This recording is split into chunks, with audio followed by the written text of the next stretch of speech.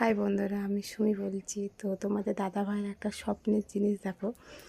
মানে ওর স্বপ্ন ছিল বাইকের, কিন্তু ওকে আমি এই সাইকেলটা গিফট করেছিলাম।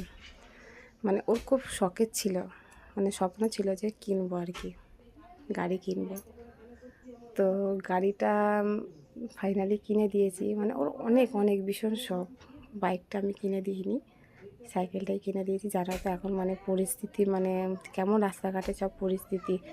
আর দুটো বাচ্চা আছে, গাড়ি কিনলে কখন কি হয়ে যাবে না হবে, মানে মানুষের জীবনের কোনো গ্যারান্টি নেই। তার জন্য আমি মানে গাড়িটা কিনে দিইনি, তো দিয়েছি সাইকেল। মানে ও ভীষণ খুশি সাইকেলটা দেখে। মানে ওরও ইচ্ছা ছিল, কিন্তু জানোই তো মানে পুরুষ মানুষের যতই শখের জিনিস হোক কেনার, কিন্তু কখনো কিনতে পারে না। একটা মেয়েরই শখের জিনিস সবসময় পূরণ করে, তো নিজেরটা করে উঠতে পারে না।